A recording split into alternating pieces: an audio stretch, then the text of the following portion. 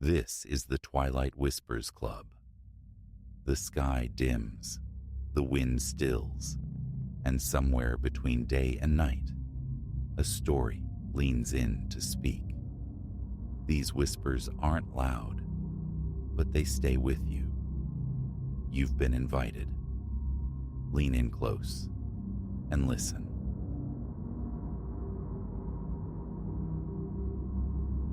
Sleep ruptured precisely at 2. Again. The sound insistent, a heavy tread, boot leather striking pavement with deliberate force. No phantom of slumber, this. I propelled myself upright. Elias, my heart a frantic drumbeat against my sternum. The clock's lean numerals glowed confirmation, 2 a.m., igniting a familiar surge of cold panic. Always this hour. My loft swam in shadow, pierced only by the skeletal luminescence filtering through the high, narrow window. Below, in the alley, the footfalls commenced their circuit, back and forth, measured, unhurried. An illogical pilgrimage, for the alley offered no passage, merely culminating in impassive brick. Yet the pacing persisted, a captive rhythm in a sealed space. My window granted no view of the phantom walker, but the clarity of the sound mocked denial. Breath hitched, senses stretched taut. I listened, utterly captive. This, I understood with chilling certainty, was no figment. Scarce weeks had passed since I'd transplanted myself to this compact loft, a strategic move placing me within walk-in distance of the office grind. Austerity defined the space, a single cavernous room holding the essentials: sofa, table, solitary chair, a bed that promised rest, rudimentary kitchen gear against stark white walls. Proximity was the lure. By day, the surrounding streets pulsed with mundane life, shops disgorging patrons, the aroma of coffee from the corner cafe, the predictable hum of commerce. Come nightfall, however, the area surrendered to stillness, a deserted tableau I'd initially deemed ideal. Quietude, untroubled by traffic, a direct path to work. Behind the building lurked the alley, a slender conduit terminating abruptly against weathered brickwork. A solitary lamp cast partial illumination, leaving much to shadow. I'd registered its cul-de-sac nature upon arrival, a detail mentioned cursorily by the agent, then promptly dismissed, until that first weekend. Drifting towards sleep, the distinct cadence of heavy footfalls intruded. Late reveler, I reasoned, until the clock face showed 2. Saturday morning, yet the steps refused passage, instead tracing and retracing their route below. A furtive glance through the window revealed only emptiness, a void starkly contradicting the undeniable percussion echoing from the concrete. Dawn brought a lingering disquiet. Descending to the lobby, I sought out Marco, one of the building's sentinels. "Ever hear odd footsteps late at night?" I ventured. He offered a slow, deliberate nod. "Sometimes," he conceded, his tone level. "Checked it out a few times myself. Nothing. Place is empty." A shrug. Told the super, "What can you do if there's no one making the noise?" He projected professional calm, yet acknowledged the strangeness. Just then, Sal, another uniform, leaned in. "Always around too, isn't it?" Heard it myself. A knot tightened in my gut. I'd craved a mundane explanation, a nocturnal neighbor, faulty plumbing, but their shared perplexity amplified my own burgeoning dread. That evening became a vigil. Darkness cloaked the loft as I positioned myself near the window, commanding a sliver of the alley below. The air hung thick, stagnant. My own respiration sounded unnaturally loud in the hush. Phone screen flickered, marking time's crawl. Then, precisely at 2:02 a.m., the familiar tattoo began, sharp, percussive, tracing its relentless path from one end of the blind alley to the other, then reversing. My gaze swept the empty space, trying to anchor the sound to a physical presence, finding none. A clammy sheen broke out on my palms, my pulse accelerating into a frantic rhythm. A primal urge screamed flight, or perhaps confrontation, yet an invisible weight held me fast. Enough. I had to confront this. Pulling on sweats and shoes, phone clutched tight, I hurried towards the elevator, a constriction tightening around my chest. Would the alley door reveal the source? Downstairs, the night shift belonged to Mr. Petrov, an older man with weary eyes. "You hear that?" I asked, breathless. He nodded, a flicker of unease crossing his face. "Right now, loud and clear." A pause. "But take my word, Elias. Go out there. Nothing." Still, I had to see. He produced a key, turned the lock on the side door. I pushed it open, stepping into the chill night air, the scent of damp concrete sharp in my nostrils. Silence. Absolute. The instant my foot crossed the threshold, the pacing ceased, as if erased. Mr. Petrov followed, his flashlight beam cutting arcs through the gloom. We found only refuse bins huddled against the finality of the brick wall. We paced the alley's length, peered behind the bins, scanned for any conceivable exit or hiding place. Nothing. Solid brick, solid pavement. An echo? Inside the walls? I offered weakly. He shook his head, his expression firm. "Been here years. No hidden ways. Come on back in." The loft, once a sanctuary of convenience, now felt alien, charged with unseen tension. My daily rhythm persisted: early rising, shower, coffee, the walk to work, the daylight hours offering a temporary reprieve. But as dusk bled into evening, the familiar vice would grip my chest, a prelude to the inevitable 2 o'clock haunting. I experimented with noise-canceling headphones, flooding my ears with music or podcasts.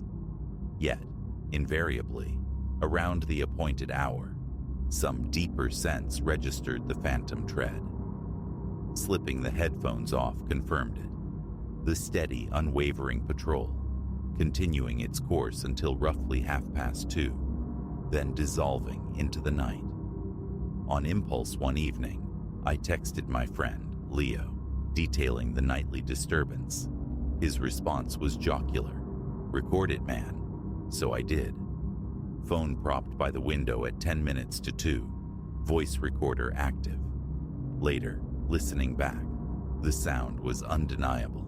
Crisp, rhythmic footfalls on concrete. Leo heard it too. "Yeah, sounds like boots on pavement," he admitted, though he quickly pivoted to skepticism. "Pipes settling, weird acoustics, street echo." My invitation for him to experience it firsthand was met with laughter and a polite refusal that barely masked a discomfort he wouldn't name. Driven by a need for tangible answers, I began scrutinizing the building's exterior in the unforgiving light of day. Could the architecture itself be the culprit? The alley, a narrow fissure between our structure and the adjacent high-rise, terminated at that impassive brick barrier. Few windows overlooked this corridor directly, mostly on upper floors of my building. The neighboring edifice presented a sheer, windowless, doorless expanse. I paced its length, rapping knuckles against the brick, listening for any hint of hollowness. Solid. Conversations with fellow residents yielded little.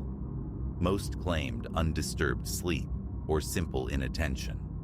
A handful admitted hearing something on occasion, but dismissed it as ambient city noise, unworthy of investigation. A wave of isolating frustration washed over me. Was I the sole tenant, truly listening? Weeks bled into one another, marked by a grim new ritual. Night after night, lights extinguished, I'd stand sentinel at the window, gaze fixed on the shadowed space below. Anticipation coiled in my stomach around 1:55 a.m., my pulse quickening into a frantic staccato. Then, punctual as ever, the sound would erupt into the stillness. My eyes strained, desperately seeking a form, a flicker of movement in the wan streetlight, finding only static emptiness. Yet the auditory evidence was irrefutable, terrifyingly real. Tremors ran through my hands. A prickling chill raised the hairs on my arms and neck. My mouth turned to dust. Rational explanations crumbled against the sheer clarity and directedness of the sound. A distinct linear path. The pause at the terminus. The audible pivot. The return journey. A desperate gambit formed. Intercept the phenomenon at its source. Just before the witching hour, I descended. Mr. Petroff raised a questioning eyebrow. "Just checking something," I mumbled, needing no further explanation. He unlocked the side door. At 1:55 a.m., I stepped into the alley's embrace. The air felt thick, expectant. My heart hammered against my ribs. The familiar tang of damp concrete filled my nostrils. Ahead, the brick wall loomed, partially caught in the street lamp's feeble throw, the rest submerged in profound shadow. I flattened myself against the cool brick of my building, phone poised, ready to capture sight or sound. The seconds stretched agonizingly. 1:58, 1:59, 2 sour. Breath held captive in my lungs, I waited. Only the distant sigh of traffic on the main thoroughfare broke the profound silence. 5 minutes crept by. Still nothing. Deflated, feeling absurd, I retreated indoors. The elevator ascended. The moment my loft door clicked shut behind me, the footsteps erupted below. The phone nearly slipped from my grasp. Scrambling to the window, I watched the empty alley resonate with that steady, maddening cadence. A cold sweat broke out as my hands clenched the sill. How? How could it resume the instant I returned? Seeking answers again from Mr. Petroff yielded only a resigned shrug. Happens. Has for a while, far as I know. Some folks hear it, some don't. Some say echo. His well-worn indifference offered no solace. A call to building management proved equally fruitless. No formal complaints lodged, therefore, no cause for investigation. My frustration simmered. What constituted evidence beyond the chilling audio file? Nights solidified into a predictable pattern of pre-sleep anxiety, my stomach clenching as bedtime approached. I tried engaging Mateo, the neighbor across the hall, a quiet man who worked remotely. He vaguely recalled hearing something once, attributing it to the adjacent building. When I clarified the alley's dead-end nature, a distinct discomfort shadowed his features. "Look, Elias," he shifted. "Maybe someone, unhoused, finds a way in." I reiterated the lack of ingress or hiding spots. He waved a dismissive hand. "Best not to fixate on it, right?" His glance suggested I was needlessly agitating the building's peculiar equilibrium. Another sleepless night spurred a new tactic: video evidence. I carefully positioned my phone on the windowsill, lens angled towards the alley, ensuring the presumed path of the walker was framed. Recording commenced at 10 minutes to 2. Retreating to my table, I waited, pulse thrumming a nervous rhythm against the silence. 2:02 a.m. The familiar sound began its march. My eyes darted between the alley itself and the phone screen, willing some anomaly, some flicker to manifest. Show me, I breathed into the quiet loft. Around 2:25 a.m., the pacing ceased. I retrieved the phone, replaying the file with trembling fingers. The audio track was pristine, capturing every resonant step. The video, however, displayed nothing but an inert, empty alley bathed in weak light and shadow. A profound weariness settled in, mingling with sharp frustration. Moving felt drastic, an admission of defeat, yet my sleep was fractured, my nerves frayed thin. Every approach of 2 a.m. brought a wave of visceral dread. Earplugs, music, white noise, all proved useless shields against the invasive sound. It wasn't just heard, it was felt, a low vibration that resonated deep within. One night, inertia shattered. I couldn't simply endure it again.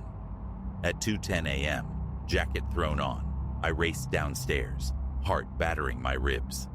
The footsteps were in full swing, echoing even in the hallway, louder, it seemed, than ever before.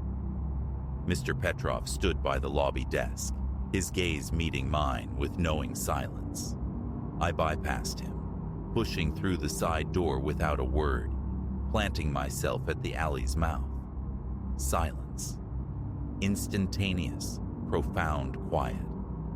I gestured towards the alley's depths. Mr. Petrov offered a slight shake of his head, but made no move to halt me. Cautiously, I advanced into the shadows, phone light sweeping the damp concrete. Small puddles reflected the beam, but revealed no fresh prints, no disturbance. Mere moments ago, the air had throbbed with heavy steps. Now, only emptiness. I stood for a long minute, breath catching raggedly, then turned, looking up towards my own window, a distant solitary square of faint light. The paradox screamed in my mind: sound without source, presence without form. Returning to the lobby, Mr. Petrov met my bewildered gaze with that familiar, weary shrug. Words felt superfluous. The Phantom Patrol never ceased its nightly rounds, 2 a.m. until roughly half past, punctual as a ghost clock. Even when Leo finally spent a couple of nights on my sofa, a concession to my frayed nerves, the phenomenon persisted, though he, blessed with profound slumber, remained oblivious. He heard the recording, acknowledged its clarity, but the visceral reality didn't penetrate his sleep. He departed, offering sympathetic but ultimately useless platitudes, leaving me once more in solitary communion with the unseen walker. Acceptance, or perhaps resignation, has become my default state. The steps remain an enigma, impervious to explanation, by myself, by Mr. Petrov, ignored by management, disregarded by neighbors. They arrive. They pace their 30-minute circuit. The unmistakable sound of solid footwear on concrete. Visibility remains zero. Intervention proves futile. Descend into the alley, and they evaporate, only to rematerialize upon one's return. An unbreakable ritual. My attempts at disrupting the pattern, venturing out at unpredictable moments, have all failed. So, I remain. Each night, the familiar surge of adrenaline accompanies the clock's turn towards 2. The quest for answers has been abandoned. Is it a cunning deception, an architectural quirk of acoustics, or something altogether outside comprehension? I cannot say. All I possess is the undeniable auditory proof and the absence of any rational cause. It is woven into the fabric of my nights now. The vigil by the darkened window, the sound of the pacing below, the tense wait for its cessation. Around 2:30, silence reclaims the alley, and a troubled sleep eventually finds me. I still live here. I still walk to work each morning. That is the unvarnished truth. Try as I might, the footsteps persist, and every time they begin, my heart still leaps. My eyes still search the empty space below, hoping against hope for a glimpse of the impossible. There is never anything, just the sound, the darkness, and the waiting. That is my nightly reality, inescapable.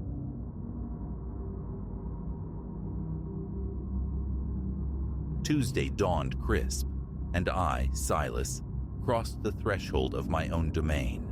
Cordless drill, clutched like a scepter, my mind a blueprint of ambitious renovations. Unease was an unwelcome guest in this familiar hallway, yet it arrived the instant my gaze drifted beneath the aged sweep of the wooden handrail, coiling up the stairs. There, etched into the shadowed underbelly near the base, resided a peculiar constellation of markings. Rough-hewn, yes, but possessing a deliberation, a precision that spoke of intent.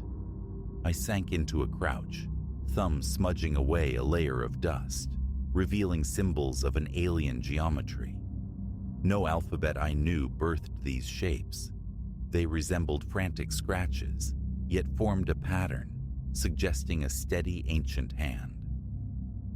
A constriction seized my chest.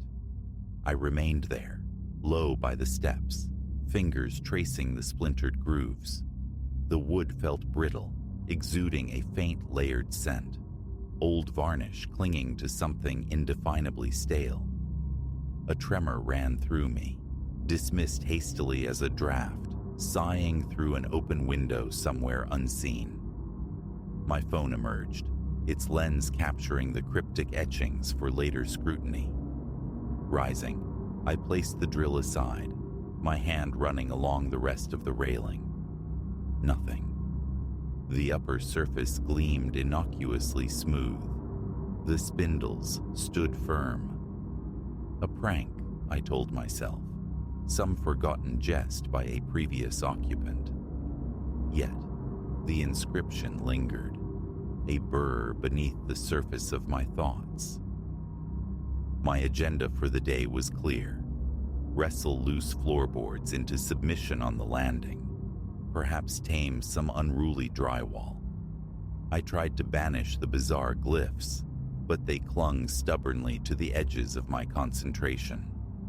Midday found me pausing, constructing a rudimentary sandwich. My phone lay nearby on the counter. I summoned the image, zooming until the pixels blurred the jagged lines. They offered no familiar anchor, no recognizable letter forms.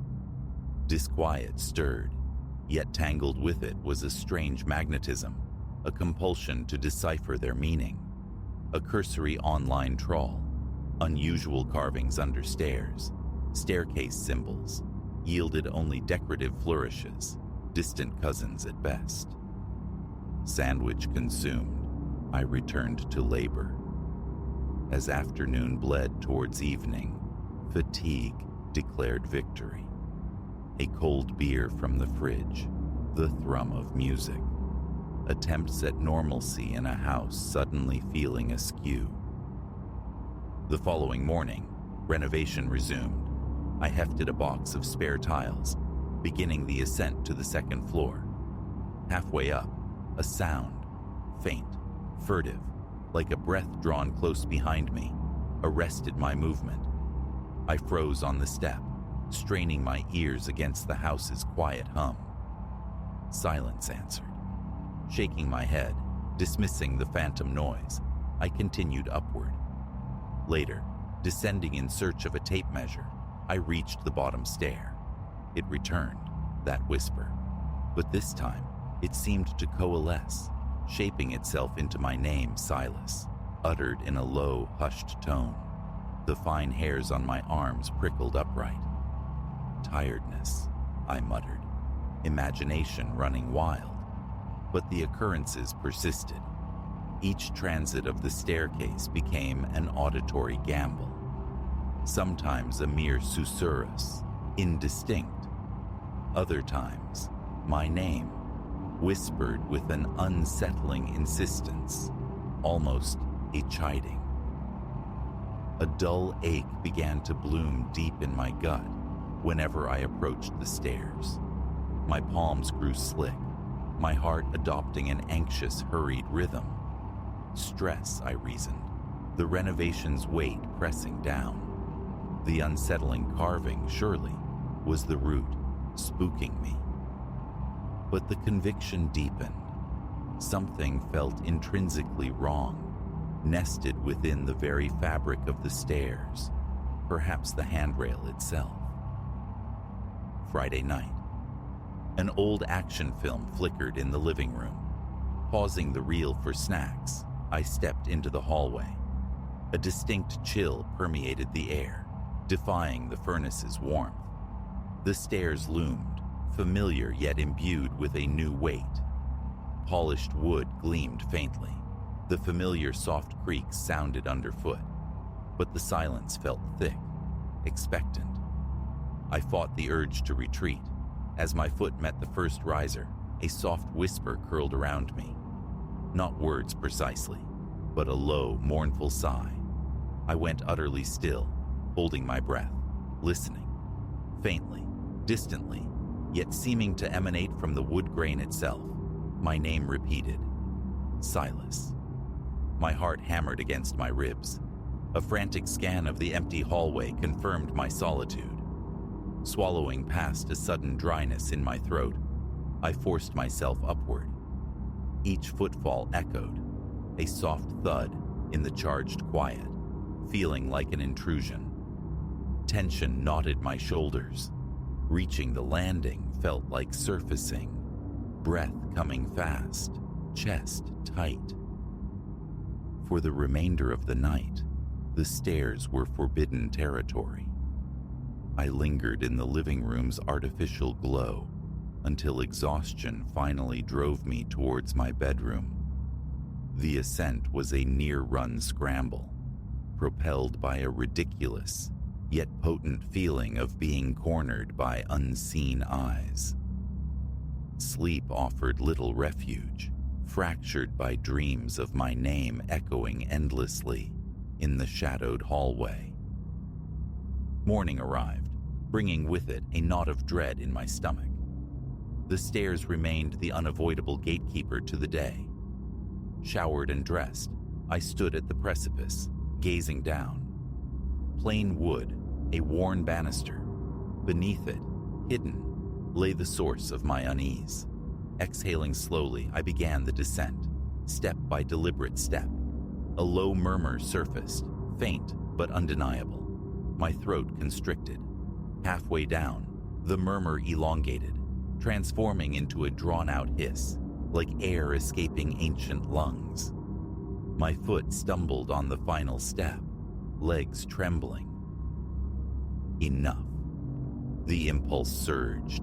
Rip out the entire handrail, replace it, eradicate the source. Yet, a paralytic counterforce held me captive. A superstitious dread whispered that tearing out that carved segment might unleash something worse.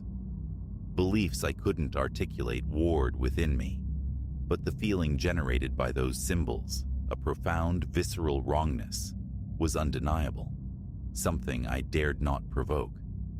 I retreated to the couch, staring at the staircase, mind racing. Auditory hallucinations, old house settling noises anthropomorphized by a stressed brain.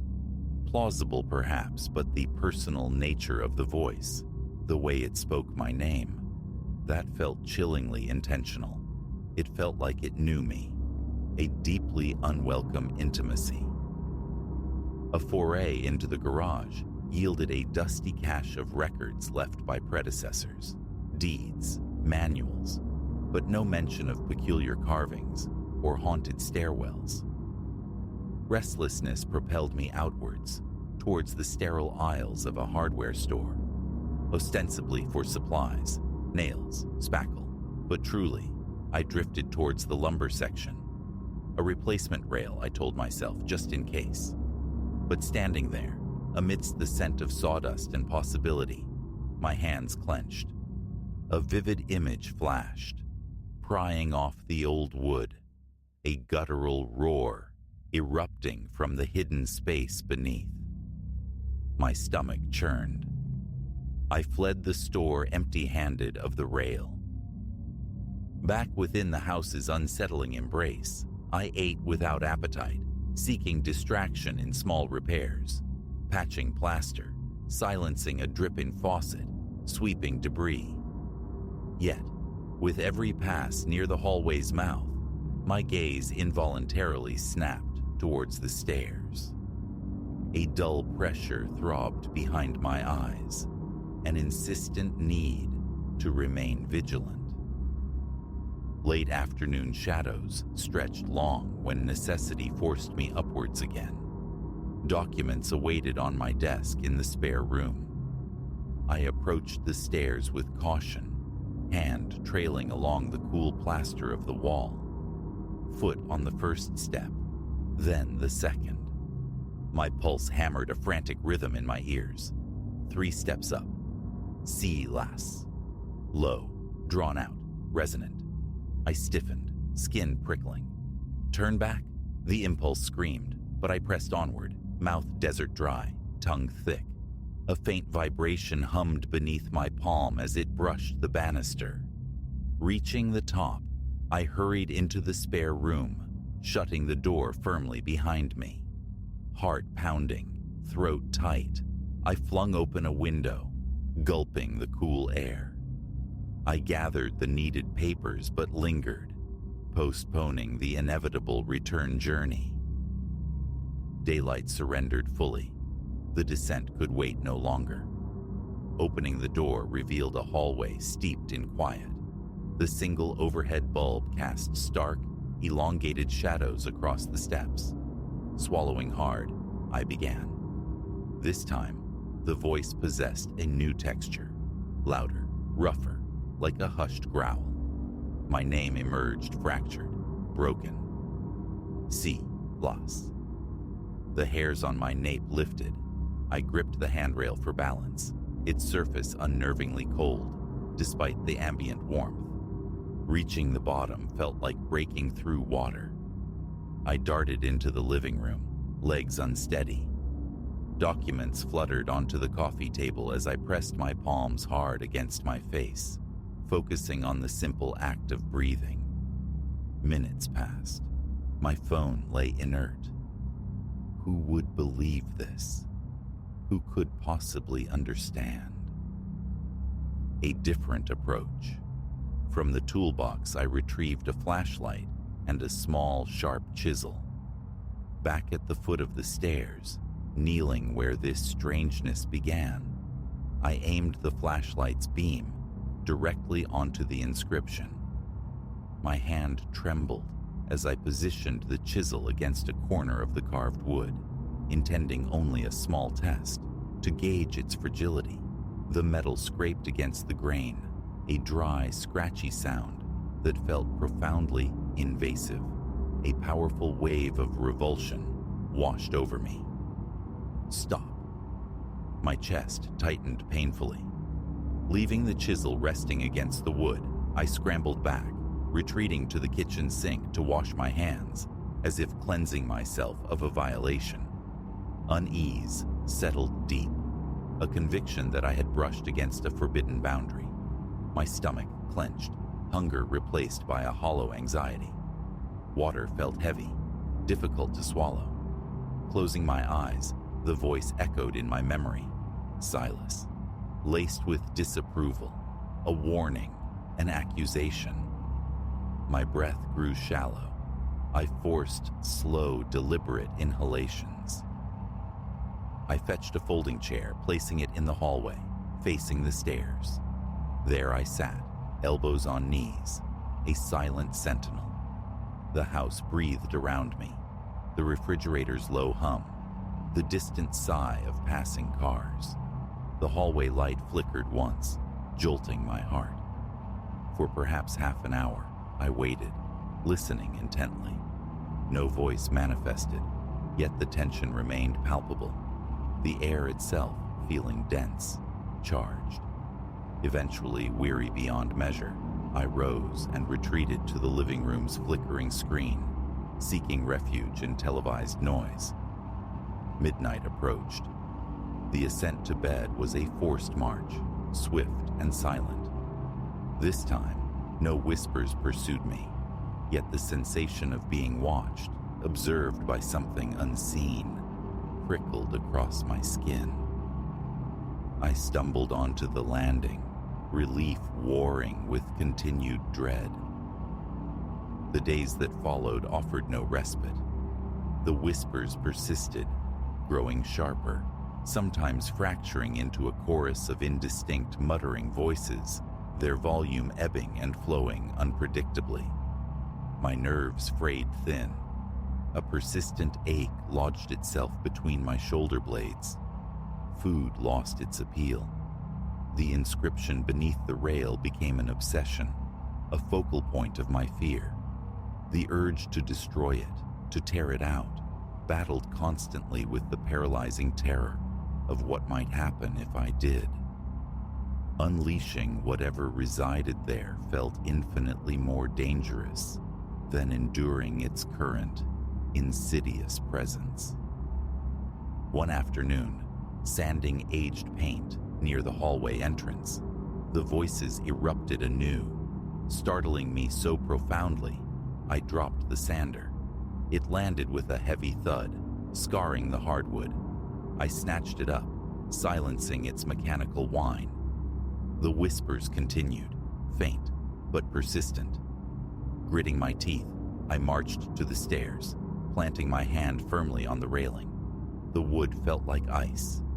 Slowly, deliberately, I forced my palm to slide upward, tracing the banister's curve from bottom to top. My chest felt aflame. Hushed speech swirled around me, unintelligible yet laden with palpable anger, like a venomous chant. Reaching the top, I snatched my hand away, as if burned. My entire arm trembled violently. I fled to my bedroom, locked the door, and collapsed onto the bed, eyes darting wildly around the familiar space. Breath ragged. Help. I needed help, but what kind? A contractor deals in wood and nails, not disembodied voices. Friends would offer sympathy perhaps, but likely laced with skepticism, concern for my sanity. Checking the clock, barely past noon, yet I felt utterly depleted. I lay down, seeking oblivion, but sleep remained elusive. Evening approached. I contacted Leo, an old friend with a penchant for historical oddities and arcane artifacts. A long shot. I sent him the photograph of the carving, keeping my query deliberately vague. An old family crest. Some forgotten code? His reply was lukewarm. He'd seen something vaguely similar once, tucked away in an antique shop, meaning unknown. I offered no further details, certainly no mention of the voices. The call ended. Time crawled. Hunger gnawed, a hollow reminder of normalcy. In the kitchen, I prepared a simple meal, consumed in silence, my thoughts orbiting the inevitable tomorrow. Would the voices intensify further? Did the carving perhaps extend, unseen, wrapping itself around the hidden structure of the stairs? Restlessness warred with a profound fear of disturbing the wood. My fork clattered against the plate, my hand unsteady. Now, night has fallen once more. I stand again in the hallway, a prisoner in my own home, staring at that silent, accusing handrail. My body is rigid with tension, heart pounding a heavy drumbeat against my ribs. The chisel waits in the toolbox, a potential key, a potential catalyst. If I yield to the urge, if I finally tear out this infested wood, will the voices cease? Or will they crescendo into something unbearable? Will something tangible, something else, emerge from the violation? There are no answers, only the suffocating weight of the question. I cannot continue like this, stalked by whispers in my own stairwell. Yet, the decision paralyzes me. For tonight, inaction prevails. I extinguish the hallway light, retreating to the living room couch, sinking into its familiar contours. The house settles around me with soft groans and creaks. My ears strain, listening for the faintest trace of that insidious whisper. Silence, for now. But there is no relief in it, only the heavy sense of something held in abeyance, waiting. I know, with chilling certainty, that sooner or later, a choice must be made. Break the wood, or be broken by the fear.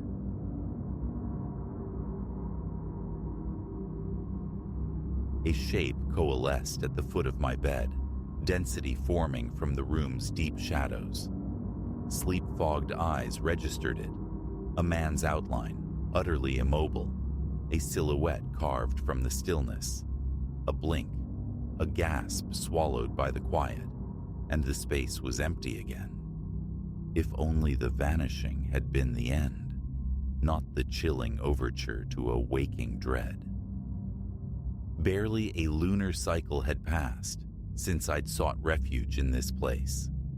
Less an apartment, more a suture for a life recently fractured. Its suspiciously gentle price should have screamed caution, but escape velocity from a relationship's wreckage left me deaf to warnings.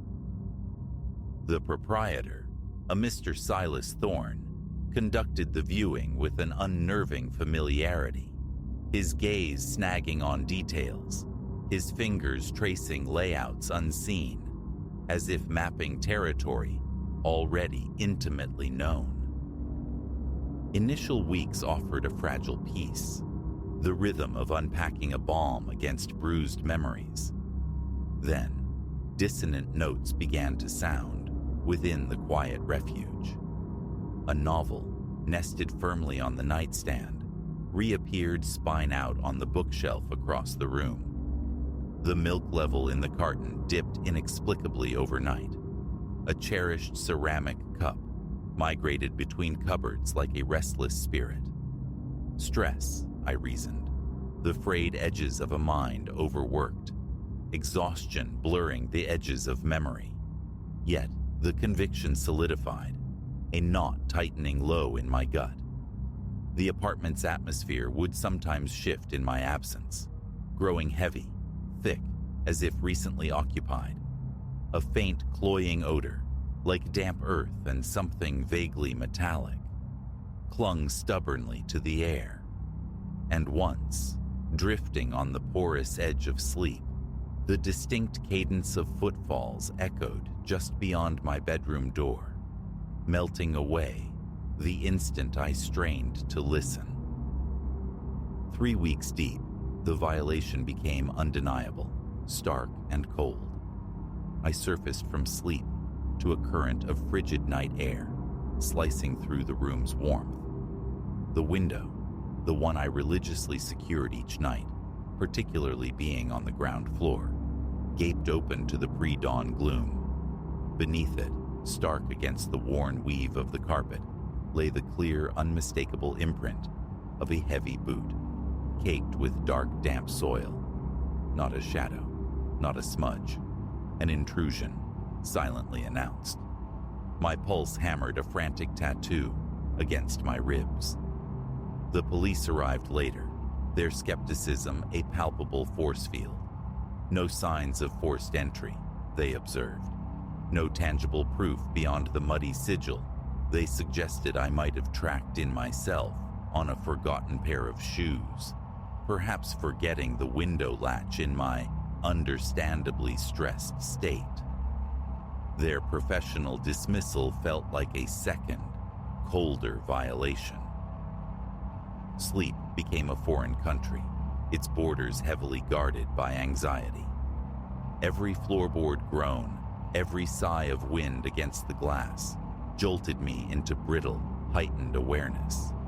And in that state of raw-nerved vigilance, he materialized again, Not a dream this time, but a column of darkness detaching itself from the deeper shadows near the foot of my bed, utterly still, utterly present. A strangled cry lodged itself in my throat as my hand scrabbled desperately for the lamp switch on the nightstand. Light flooded the room, harsh and sudden, revealing only emptiness where the figure had stood. Hallucination? A stress-induced phantasm born of exhaustion.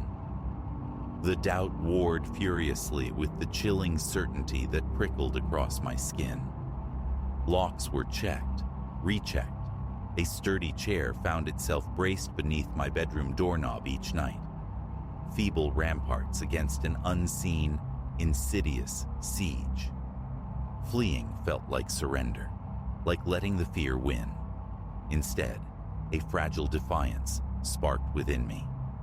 A small, clandestine eye, cleverly disguised within the innocuous shell of a bedside digital clock, became my silent sentinel, positioned to witness what transpired in the vulnerable hours when I could not. For 3 nights, the camera's memory card recorded only the landscape of my own restless slumber, a topography of tossing and turning.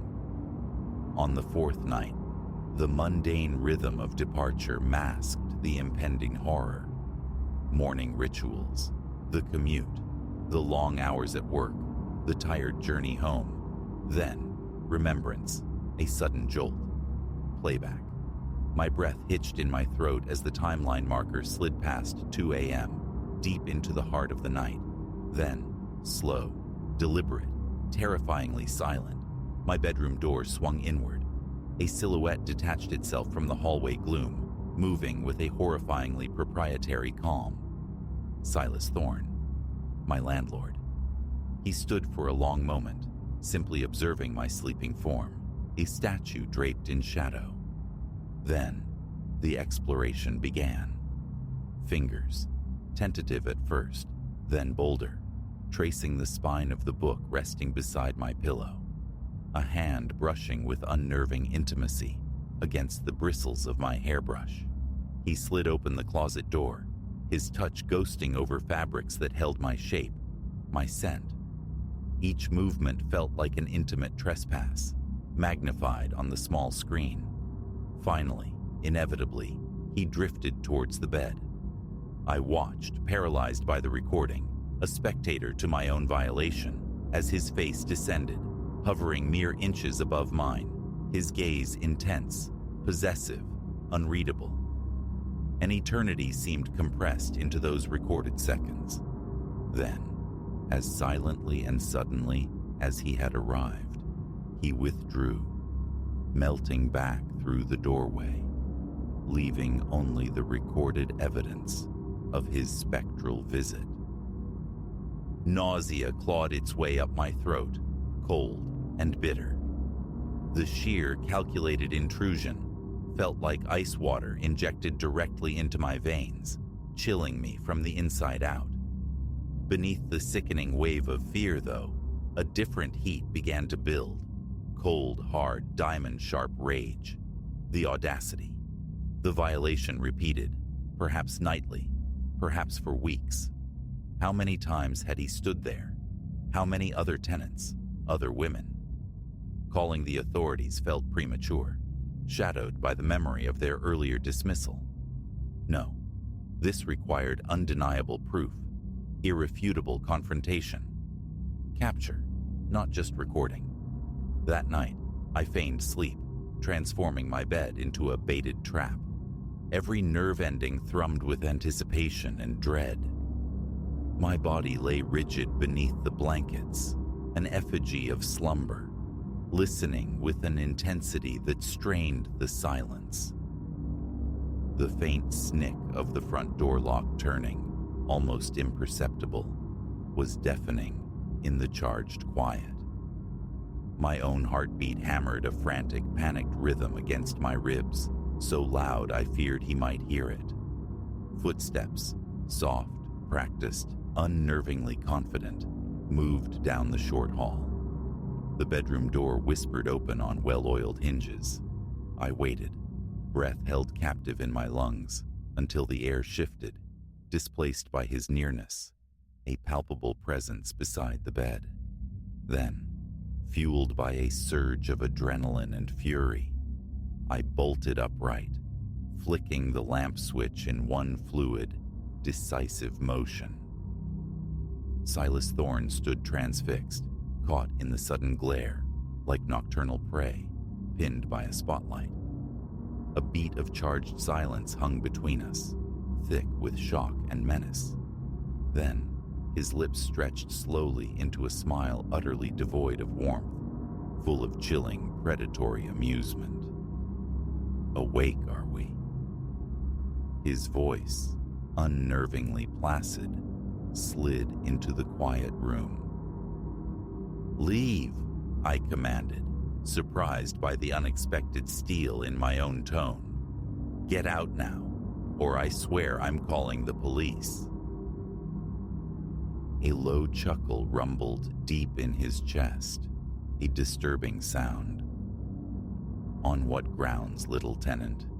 he countered smoothly. A concerned landlord utilizing his key to check on his property?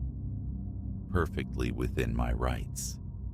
The lease allows for entry, you know. My hand darted towards my phone, lying on the nightstand.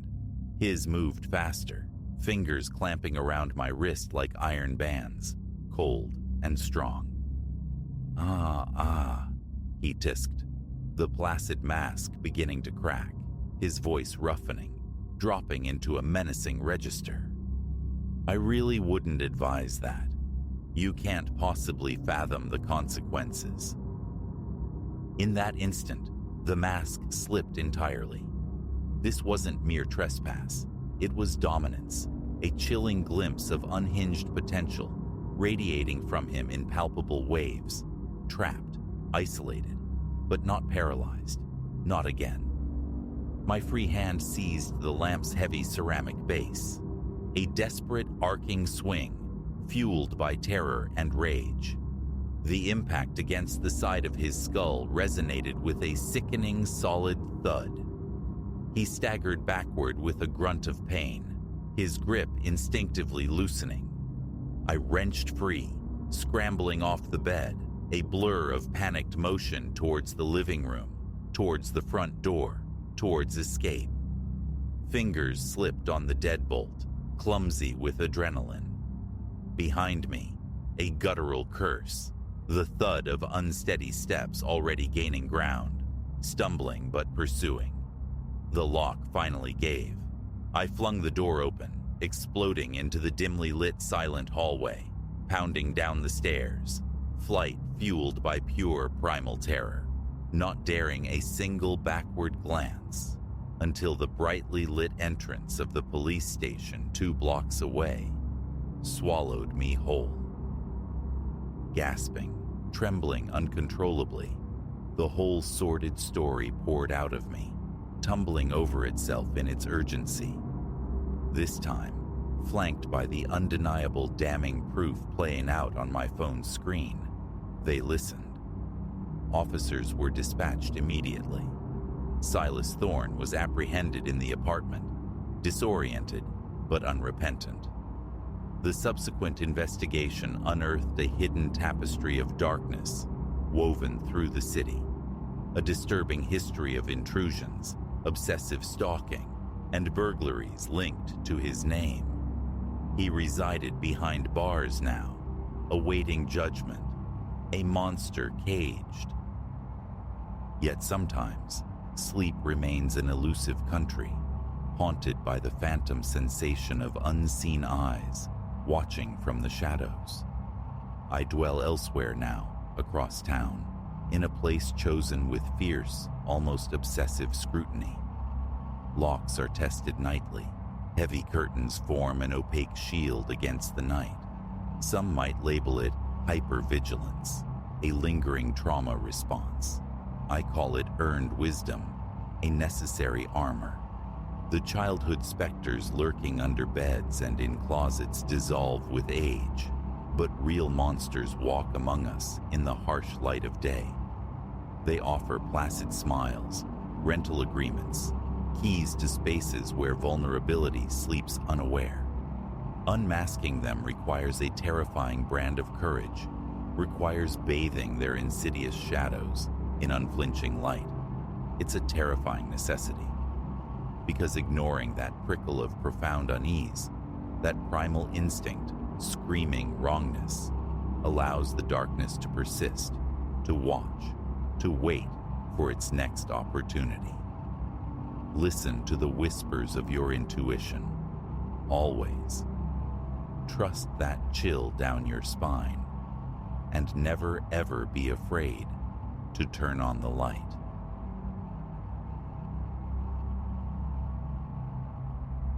The instant utter blackness devoured the house, coinciding with the first jarring summons of the telephone. A certainty settled deep in my bones. This tempestuous night was spiraling into a waking dread. What remained terrifyingly unclear was the origin point of the horror. Not the storm-lashed world outside, but somewhere within these familiar walls.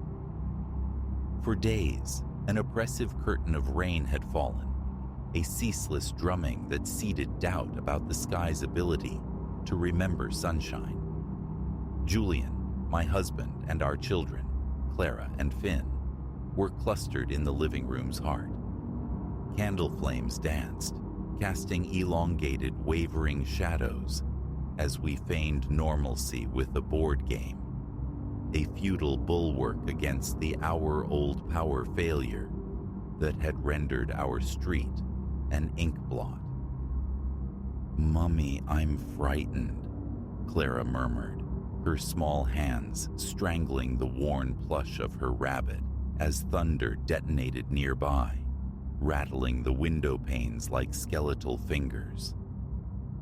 I drew her into my embrace, smoothing her hair. "It's all right, little bird. Just noise and wind. We're perfectly safe inside." A hollow assurance, had I possessed even an inkling of the truth. The first call sliced through the quiet at precisely 9:47 p.m. The landline, an archaic sentinel mostly ignored, shrilled with startling urgency. We all flinched.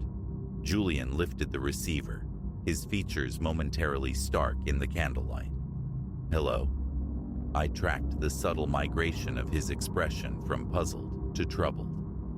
"No, there's nobody named Isabel living here," he stated, followed by a listening pause. "No, I believe you've dialed incorrectly." He replaced the handset, a faint tremor in his head shake. Odd. Sounded quite agitated, searching for someone called Isabel. A mere anomaly, I told myself.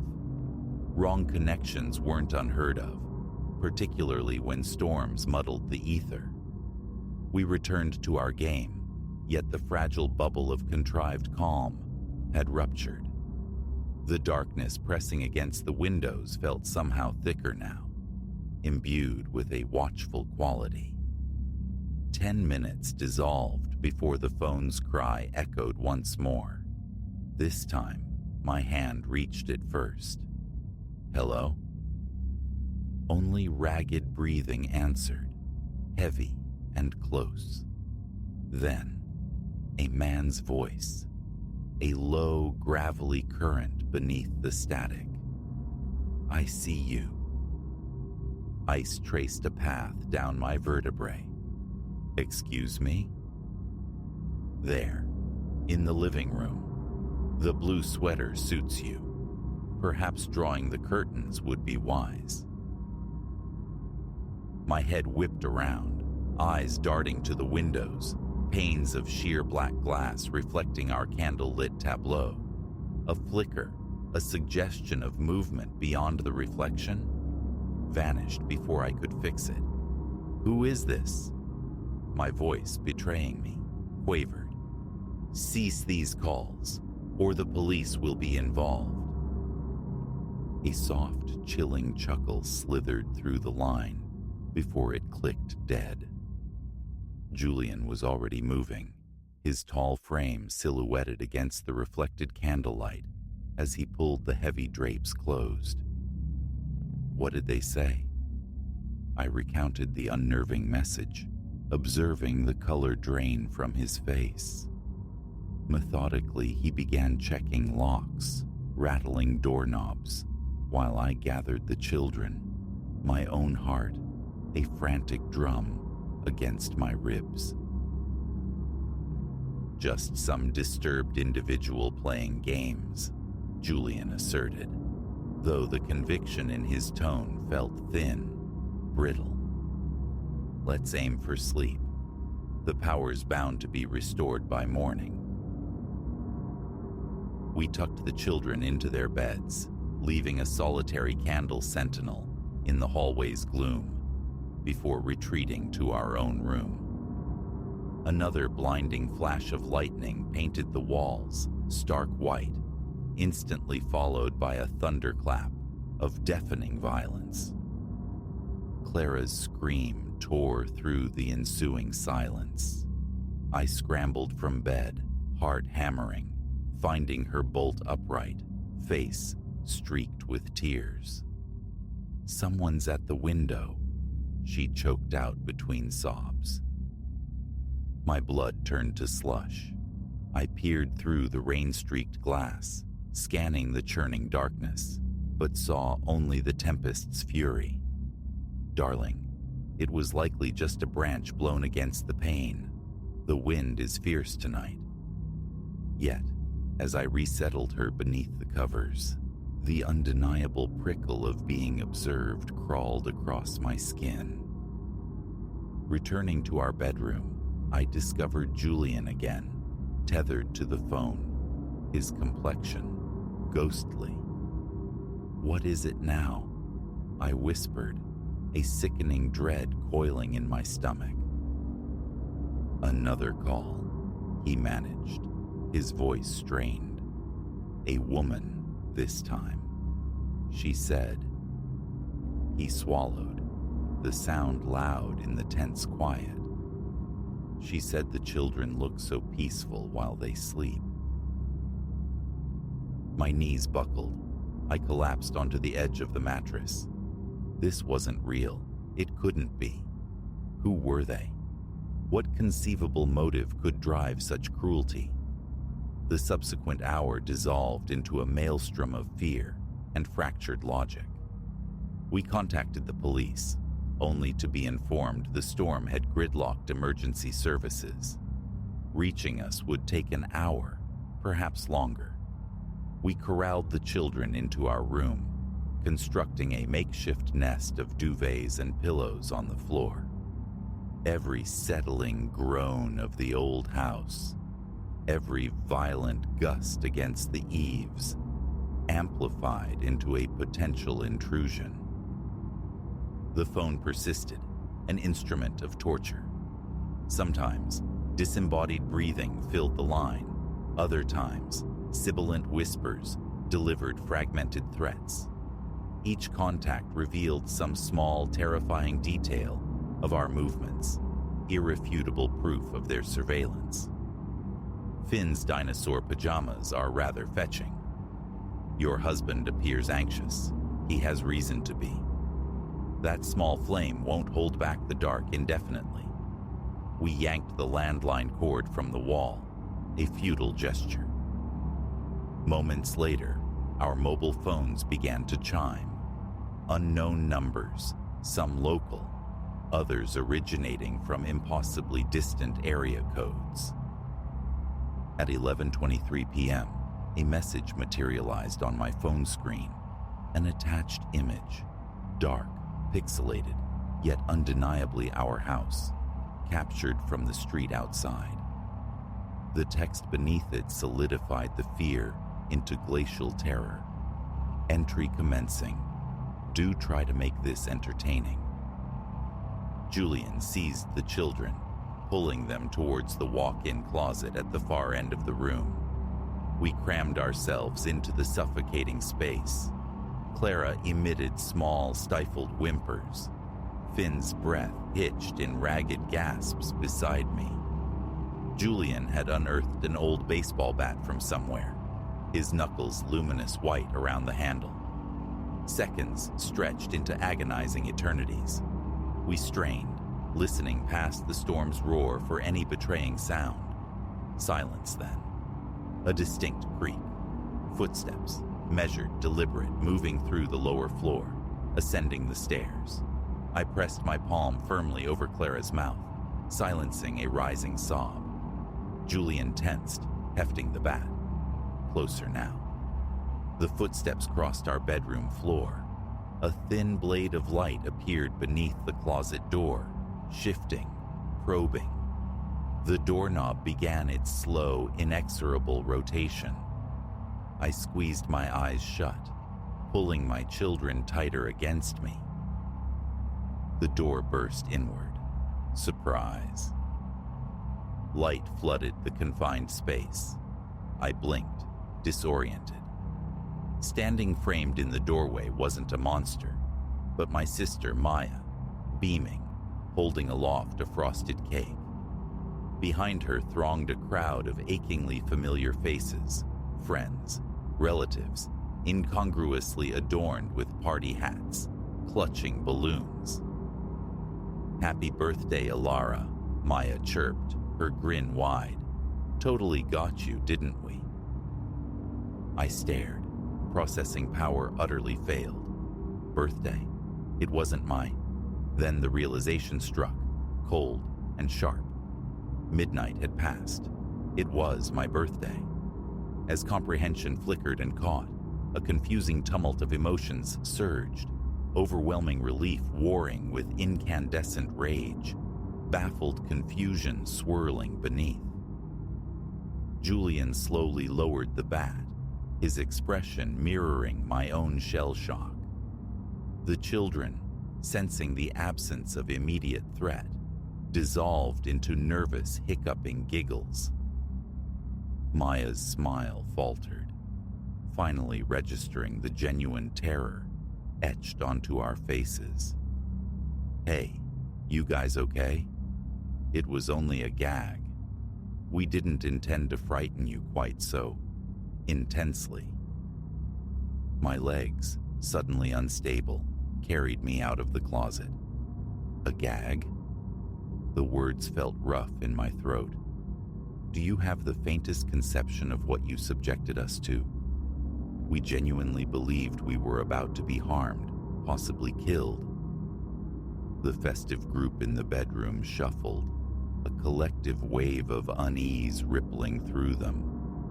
Someone cleared their throat. Maya carefully placed the cake on the dresser, her features now clouded with concern. "Whoa, easy now. It was Julian's brainchild," she deflected. "He mentioned you always dreamed of a surprise party but were too astute for conventional methods. He orchestrated the entire scenario." My gaze swung to Julian, who possessed the grace to appear profoundly ashamed. "You planned this?" He offered a slow, miserable nod. "Ilara, I am so incredibly sorry. It was never meant to escalate like this. Just a bit of a fright, leading to a big laugh. But witnessing your fear, I panicked. I didn't know how to pull the plug." The adrenaline that had sustained me for hours abruptly evacuated my system, leaving behind a hollow, trembling exhaustion. I sank onto the bed again, mind struggling to reconcile the preceding terror with this bizarre reality. As the full narrative emerged, piece by awkward piece, I learned how Julian had meticulously recruited our loved ones. The power outage, a targeted manipulation confined solely to our property. The phone calls, delivered by friends and family reading from his prepared scripts. Even the chilling photograph of our house was staged days prior, archived for this very climax. They'd all perceived it as an audacious, ultimately harmless prank, a novel route to an unforgettable surprise. Not one participant had grasped the depth of the terror they'd inflicted. Later, amidst the strained silence punctuated by the awkward chewing of cake and forced pleasantries, I moved as if underwater. The fear had been utterly authentic, its visceral grip undeniable, even if the precipitating danger was illusory. Those hours under siege had irrevocably altered something within me, exposing a raw vulnerability I hadn't known existed. As the last guest finally departed, murmuring promises of follow-up calls, Julian approached me, tentative. "Is forgiveness possible?" he asked, his voice small, stripped of its usual confidence. I looked at him, this man whose thoughts I believed I knew as well as my own, and felt the nascent flicker of something utterly foreign: distrust. "I don't know," I replied, the honesty stark and cold. "Truly, Julian, I don't know." That night, lying rigid in bed, the genuine storm continuing its unabated assault outside, I couldn't dislodge the sensation of a fundamental tectonic shift. The bedrock of safety I'd always associated with my home, my relationships, felt fractured, compromised. As I finally succumbed to a restless, shallow sleep, a single thought revolved relentlessly. If the people ostensibly closest to me could orchestrate such convincing terror, what other illusions might they be capable of sustaining? The surprise party had concluded, but an unsettling premonition lingered. The real surprises, perhaps, were only just beginning.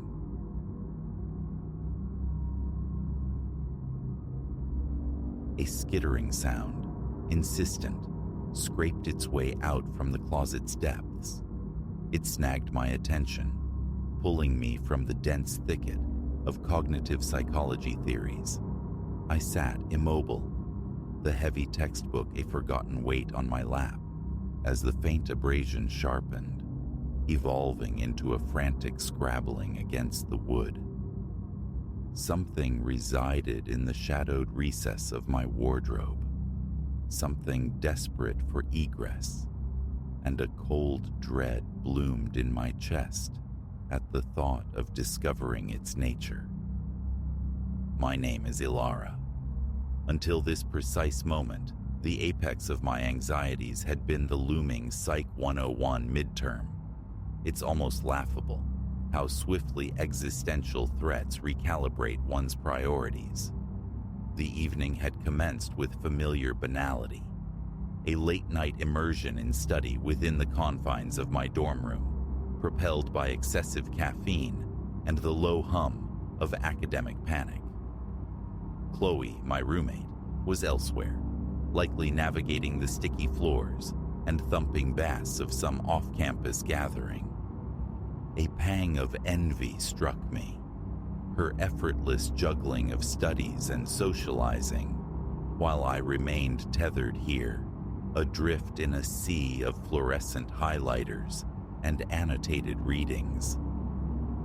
The initial noise was barely a whisper, a phantom touch on the edge of hearing. I lifted my head, tilting it, straining to isolate the sound from the dormitory's usual nocturnal symphony. The distant thrum of music, indistinct murmurs filtering through walls, the geriatric groan of my mini-fridge. Dismissing it, I refocused on the page. Then it returned, a distinct, deliberate scrape, like dry fingernails dragged across timber, unmistakably originating from the closet. A tremor ran through me. My pulse quickened. Gently, I laid the textbook aside, my gaze riveted to the inert white plane of the closet door. Is anyone there? The words felt absurd leaving my lips. What response did I anticipate? Only silence answered, thick and watchful. A shaky laugh escaped me, a nervous tick. I raked fingers through my tangled hair. Compose yourself, Ilara, I whispered fiercely. Stress is making you unravel. Resolutely, I reclaimed my book, yet the text blurred, cohesion dissolving before my eyes. My focus fractured, attention snagging repeatedly on the closet door, anticipating the slow, ominous creak of its opening. That's when the scratching erupted in earnest. No longer subtle, it was a frenzied clawing that prickled the skin along my spine, raising goose flesh. My breath hitched. Mind racing, I cycled through improbable explanations. A trapped squirrel, a particularly ambitious rat. How could any creature breach that sealed space? Slowly, legs unsteady beneath me, I rose. One impulse screamed retreat, flee the room, the building, don't look back. But a stronger current, an innate, often perilous curiosity, drew me forward. My hand, visibly trembling, reached for the cool metal of the doorknob. The scrabbling within intensified, a panicked crescendo, as if the occupant sensed my proximity. Drawing a ragged breath for fortitude, I clenched my jaw and wrenched the door open. Darkness, thick with the scent of fabric softener and dust, greeted me. My clothes hung in neat, undisturbed rows. Then, as my vision adjusted, I perceived it. A shape huddled low in the far corner, obscured by the cascade of hanging dresses. I recoiled, a scream building in my throat, but it died unspoken. Before the sound could form, the figure launched itself forward with startling, unnatural velocity. One instant it was nestled in shadow. The next it stood directly before me. A firm hand clamped over my mouth, stifling my belated cry. Wild, desperate eyes stared into mine. Please, the figure breathed. A girl, I registered with a jolt, young, perhaps my own age. You must help. They're coming. I tore her hand away, stumbling backward until my hip collided sharply with my desk. Who are you? I demanded, my voice thin and wavering. How did you get into my closet? Her gaze flickered nervously towards the window, then snapped back to me. No time. They'll be here any second. You have to hide me. Hide you? From who? What is happening?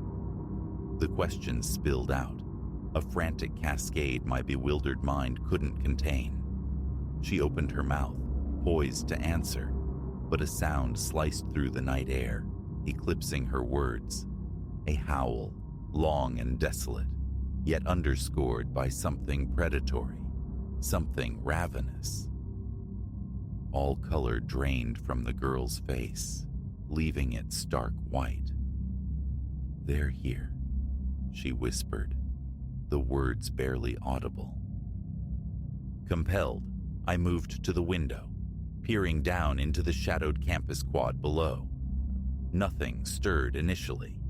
Then, movement snagged my periphery, fluid shadows detaching themselves from the deeper darkness, flowing across the grass with an unnerving speed.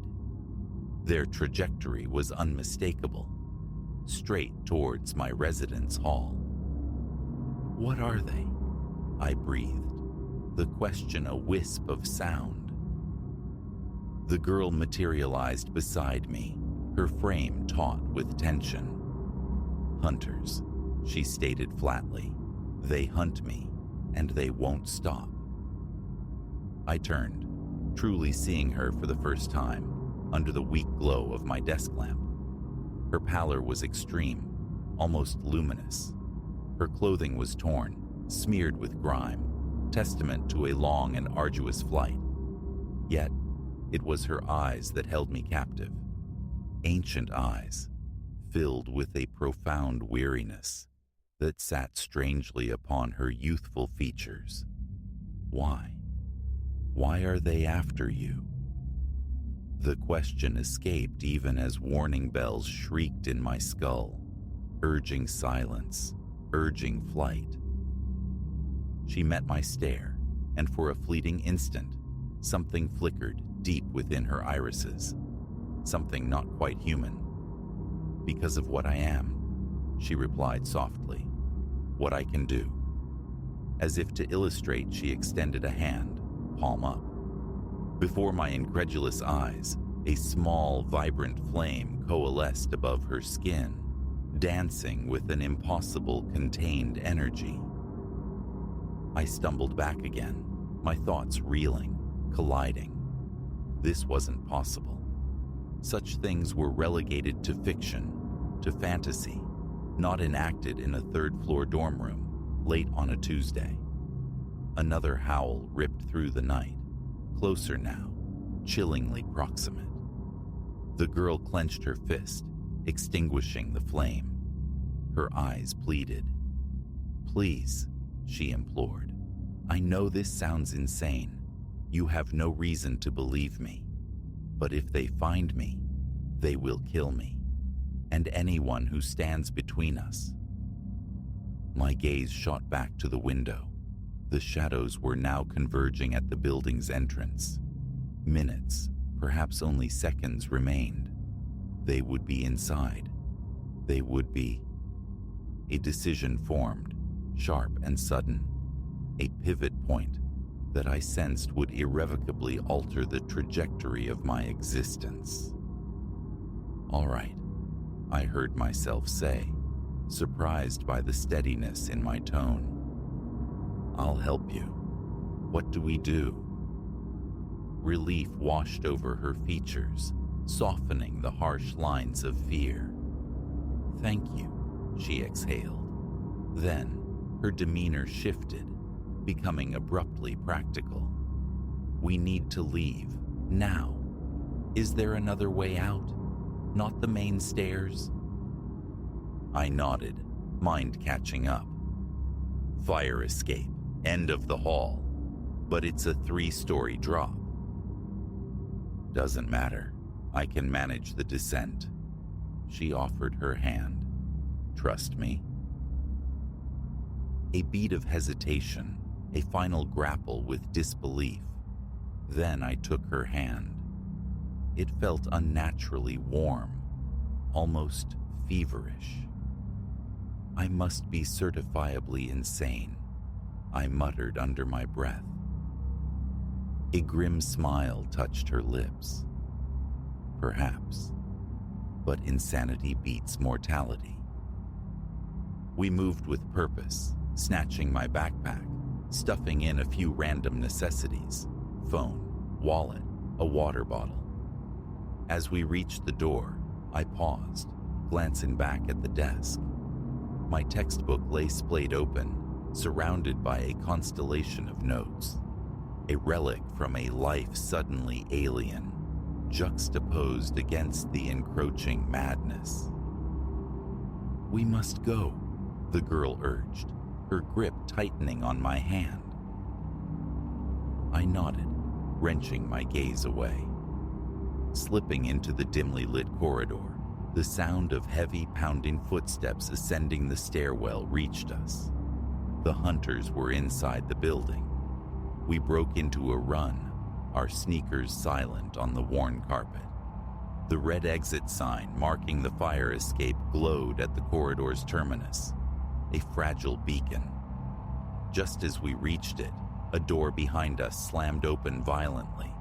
A backward glance, instantly regretted, revealed a figure in the doorway, its form vaguely humanoid, but rippling, indistinct, as if struggling to hold a coherent shape. "Run!" the girl screamed, shoving me bodily through the fire exit door. The frigid night air struck like a physical blow as we spilled onto the narrow metal platform. Without pausing, the girl vaulted over the railing, pulling me inexorably with her. A scream lodged in my throat as gravity claimed us. Then, impossibly, our plummet slowed, softened, became a controlled drift, as though cushioned by an unseen current. We landed with jarring softness on the damp grass below. Above, guttural snarls mingled with the shriek of tortured metal as the hunters reached the fire escape. "This way," the girl commanded, already sprinting towards the dark tree line bordering the campus. "The woods. I can lose them in the woods." I followed, legs pumping automatically, mind still struggling to process the impossible physics of our descent. Crossing the open quad, a heavy thud echoed behind us. They hadn't bothered with the stairs. They had jumped. We plunged into the relative cover of the trees, just as another howl tore through the night. I risked another glance back. They were gaining, their forms flickering between shapes, now lupine, now ursine, all shadow and predatory speed. The girl led me deeper, weaving through the tangled undergrowth with an agility born of familiarity or desperation. I stumbled after her, branches lashing my face, unseen roots conspiring to trip me. "Where are we going?" I gasped, lungs burning. "A place," she panted in reply. "Sanctuary. They cannot follow us there if we can reach it." More questions clamored for voice, but breath was a precious commodity. The sounds of pursuit gradually receded as we penetrated the forest's heart, yet the feeling of being hunted lingered, a cold pressure on my back. Finally, after an eternity compressed into minutes, we burst into a small circular clearing. Bathed in moonlight, a ring of standing stones occupied the center, each emitting a faint, ethereal luminescence. The girl pulled me towards them. "Quickly," she urged, "inside the circle." I faltered at the perimeter, a wave of profound unreality washing over me. This was madness distilled, magic, monsters, glowing stones. A howl, terrifyingly close, spurred me forward. I stepped across the unseen threshold into the ring of stones. The transition was immediate, palpable. A gentle warmth suffused me, and the ambient sounds of the forest, the rustle of leaves, the wind's sigh, the distant pursuit, muted, faded into profound silence. It was as if we occupied a pocket dimension, insulated from the world outside. The girl sank to her knees, expelling a long sigh of relief. "Safe," she murmured. "For now." I looked down at her, this enigmatic figure who had shattered my mundane existence in less than an hour. "Who are you?" I asked again, the question imbued now with a different weight. "Truly?" She met my gaze, a faint, sorrowful smile touching her lips. "My name is Lyra," she said, "and I am about to tell you things that will unravel everything you believe you know about your world." As Lyra began to speak, her voice low in the sudden stillness, I settled onto the cool earth to listen. The midterm, once a looming colossus of stress, now seemed laughably insignificant, a faded photograph from a forgotten era. Whatever lay ahead, whatever strange tapestry this new reality was weaving, one certainty resonated deep within me. Normalcy was a rescinded privilege. and peculiar as it felt, a part of me embraced the unknown.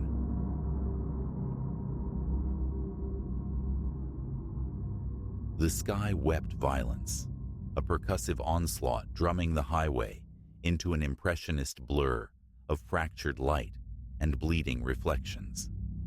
Elias navigated by instinct, the wipers flailing heroically against the deluge, carving fleeting arcs of clarity through the smeared glass.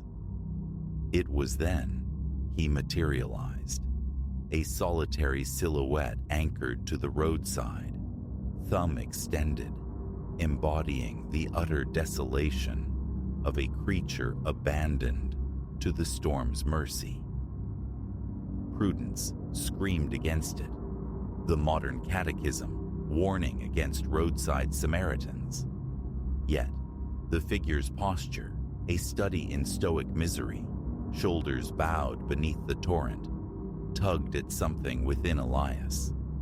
Before the internal debate could conclude, the car was sighing onto the gravel shoulder, its passage churning the roadside puddles into murky waves.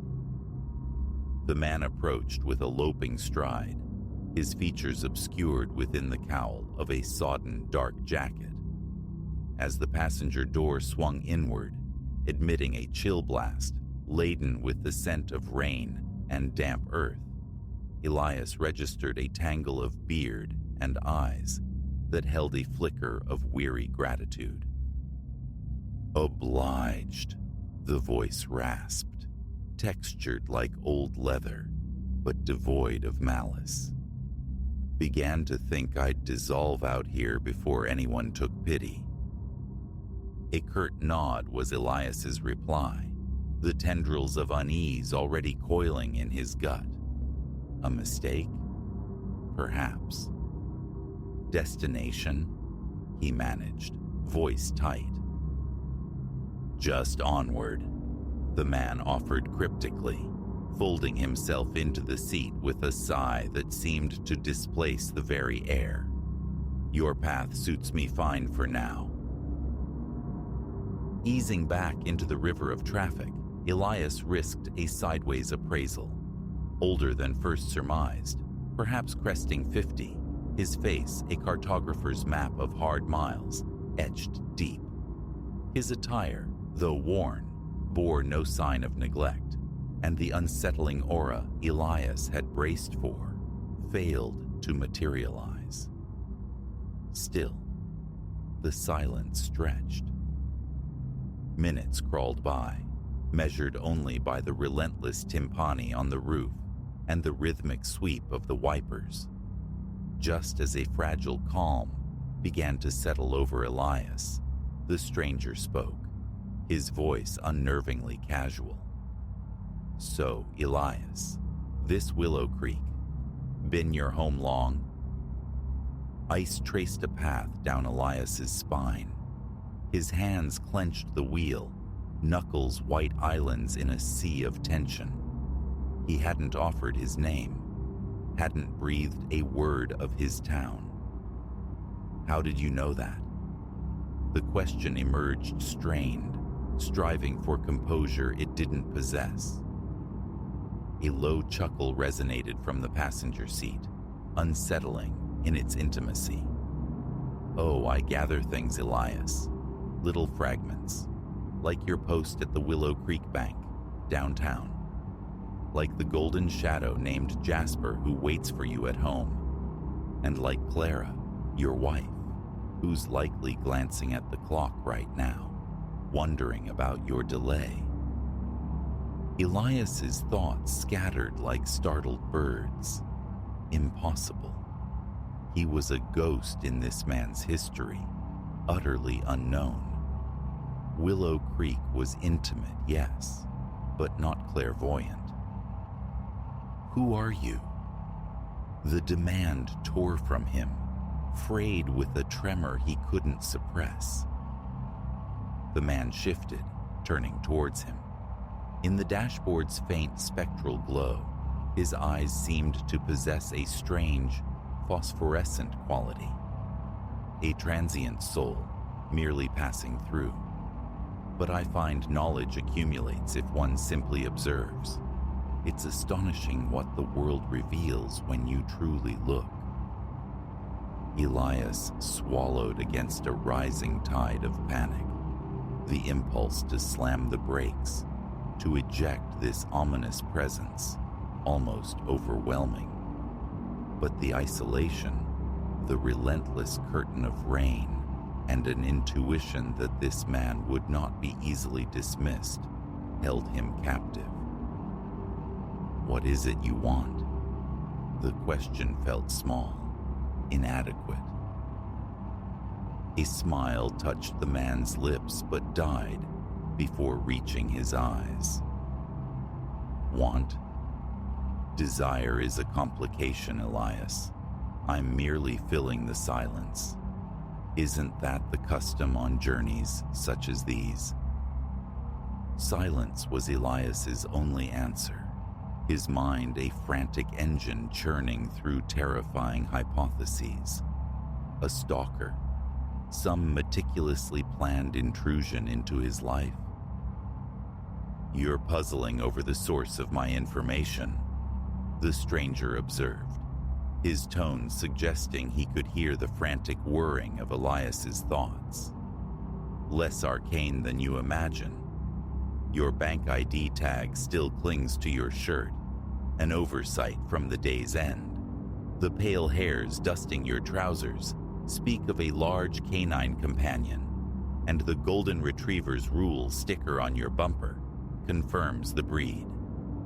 As for Clara, your repeated glances at your phone whenever traffic slowed. A simple deduction. You're late, and someone anticipates your arrival." The explanation hung there, plausible, piece by piece. Yet, the sum of it felt wrong, incomplete, leaving a residue of profound disquiet, a crawling sensation beneath his skin. "That doesn't account for knowing my town," Elias countered, his gaze darting between the slick road and the unnerving figure beside him. A shrug. Willow Creek Bank. Not exactly a sprawling financial empire. An educated inference, given the shirt. He yearned to accept it, to file this under bizarre encounter, and dismiss the knot tightening in his stomach. But the feeling persisted, insistent. "Look," Elias began, spotting the neon oasis of a gas station piercing the gloom ahead. "This is far enough. I need to stop here. You can—" "I wouldn't advise that, Elias." The interruption came swift and hard-edged, shearing through the previous civility. "Our conversation isn't concluded." A surge of defiance, hot and sharp, momentarily eclipsed the fear. "My vehicle, my decision when the ride terminates." Laughter, hollow and humorless, echoed in the confined space. "Oh, Elias, you relinquished that privilege the moment you unlocked the door. But rest easy. Physical harm isn't my intent. I simply wish to converse." "About?" His mouth felt parched. "Choices," the man murmured, settling back, his gaze distant. "The paths we select, the echoes they leave. Your choice, for example, to siphon funds from your employer. Discrete amounts, skillfully masked, easily overlooked in isolation. But the tally grows, doesn't it, Elias?" A glacial cold seized Elias's veins. Impossible. He'd been meticulous, a ghost in the ledgers, ensuring every number aligned, every trace vanished. "I have no idea what you're referring to," he lied, the words flimsy, transparent even to himself. The stranger's head turned, his eyes pinning Elias. Don't diminish us both with falsehoods, Elias. The truth resides between us. The pertinent question now is, what action will you take? He gripped the wheel, the plastic groaning under the pressure. Is this blackmail? Is that the purpose of this charade? A shake of the head, tinged with something akin to disappointment. Blackmail possesses such an unpleasant connotation. Consider this instead an opportunity, a moment of grace, a chance to rectify matters before the storm breaks. Meaning what? Elias whispered, dreading the answer yet compelled to hear it. An audit commences at the bank next week, the man stated, his tone as mundane as if discussing rainfall totals. They will unearth the discrepancies, and when that occurs, the comfortable existence you've curated in Willow Creek will implode. Unless the word hung heavy with unspoken possibilities. He knew he shouldn't bite, shouldn't feed this strange, omniscient tormentor. But the hook was set. Unless what? Unless you confess, the stranger said, the words stark and simple. Approach your superior first thing tomorrow. Reveal everything. Arrange restitution. The path won't be smooth, Elias, but infinitely preferable to awaiting discovery. A bitter laugh escaped Elias. And why would I possibly do that? Why trust a single syllable from you? The man sighed, a sound of profound weariness, and reached inside his jacket. Elias flinched, bracing for a weapon. Instead, a small, worn, leather-bound notebook emerged. Because I possess the evidence, he stated, flipping it open. Dates, figures, account trails, sufficient detail to ensure your conviction. I am offering you foresight, Elias. A chance you haven't earned, but one I extend regardless. Elias's world tilted. The source of this information, the man's true identity. These questions hammered at him, yet beneath them lay the chilling certainty. The stranger spoke the truth. The audit would be his undoing. Preemptive action was his only hope. Why? The word was barely audible. Why involve yourself? Why extend anything to me? A long silence descended, filled only by the rhythm of the rain. The stranger stared out at the glistening asphalt ribbon unwinding before them. When he finally spoke, his voice was softer, imbued with a melancholic resonance. Let us say I recognize the terrain you're navigating, Elias. I've walked it myself, made similar miscalculations, believed myself cleverer than the system. I learned expensively that accounts are always settled.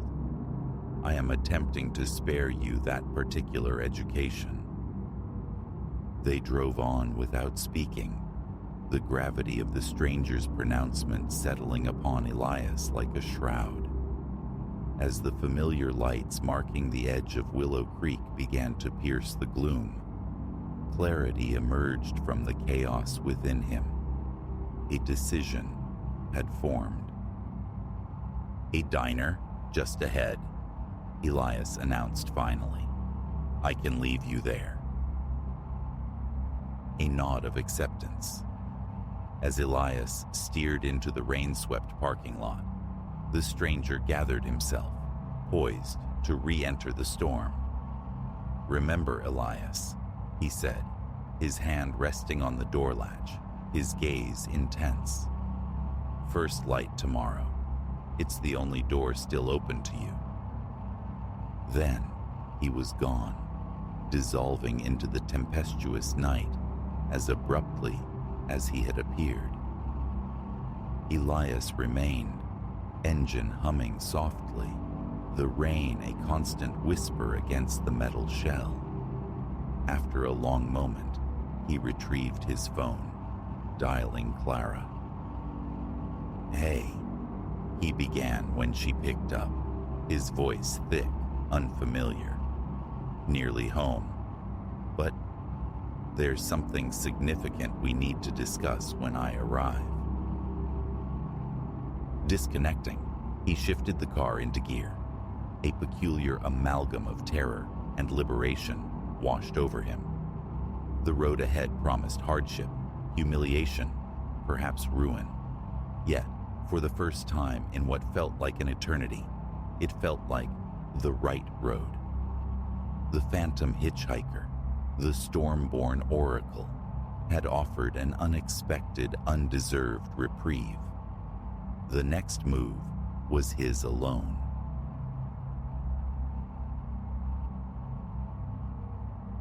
That first taste, an electric sweetness laced with something sharp, metallic, wrong, hit my tongue the instant the complimentary azure cordial passed my lips. A premonition, cold and swift, but the realization arrived too late, a slow tide washing over a drowning man. Vision fractured, prismatic, limbs turned to anchors. Through the distorting lens of my failing senses, I saw the welcoming committee, the staff of the Azure Haven. Their practiced smiles didn't just fade. They curdled, twisting into visages of predatory amusement. This sun-drenched escape, I understood with a surge of icy dread, had just inverted into a trap. It began, as these things often do, with blissful ignorance. My wife Eliza and I had scrimped, saved, deferred dreams for months, all for this single indulgence. Then, the advertisement materialized, an almost insulting bargain for a 5-star sanctuary, nestled in some nameless tropical jewel. Reviews effervesced with praise, photographs depicted impossible beauty, and the price felt like a delightful error in our favor. We seized it. We arrived under a benevolent sun, the percussion of waves against the shore a constant soothing rhythm. The Azure Haven's lobby was an ode to extravagance. Cool marble underfoot, vaulted glass ceilings, where a crystalline chandelier hung like a captured constellation. Immediately, a uniformed woman approached, her smile wide, proffering 2 slender glasses filled with that unnervingly vibrant blue liquid. "Our signature welcome," she purred, "a taste of local tradition." I sipped.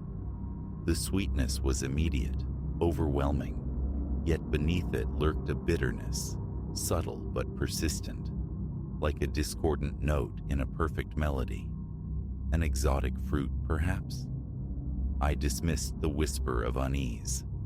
As the check-in formalities unfolded, I registered the staff's attentiveness, an almost suffocating level of care.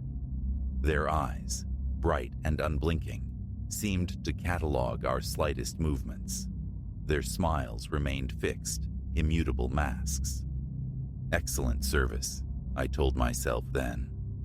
How I wish I'd heeded that first prickle of doubt. Our suite surpassed expectations. A bed vast enough to get lost in, a balcony that drank in the turquoise ocean panorama, a bathroom grander than our city apartment.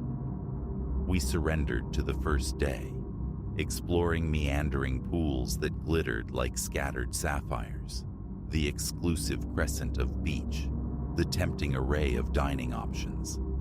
It wasn't until dinner, amidst clinking glasses and murmured conversations, that the strange lethargy began its insidious creep. My thoughts felt muffled, movements syrupy, Eliza confessed to a similar fogginess. Jet lag, we reasoned, compounded by the potent tropical sun. An early night seemed prudent. Morning brought not clarity, but deepening strangeness. We awoke to find a staff member gliding silently within our room, ostensibly replenishing the minibar. When I questioned his presence, he offered only that unwavering smile before melting away without a word. At breakfast, the other guests became a source of disquiet. They moved with a languid, disconnected grace, their gazes vacant, pupils dilated. An attempt to engage the couple at an adjacent table yielded only parroted endorsements of the resort's wonders, delivered in monotone. I turned to Eliza, my unease coalescing into tangible fear, only to find her staring, utterly still, at her untouched plate. "Eliza?" My voice was a rough whisper. I touched her arm. She looked up, but her eyes were mirrors reflecting nothing, clouded with that same unnerving glaze I'd observed in the others. My heart hammered against my ribs. This wasn't right. This was profoundly, terrifyingly wrong. Murmuring an excuse about needing fresh air, I slipped away. Crossing the opulent lobby, my gaze snagged on a door marked "Personnel Only," left carelessly ajar. A quick, furtive glance confirmed I was unobserved. I slid through. The transition was jarring.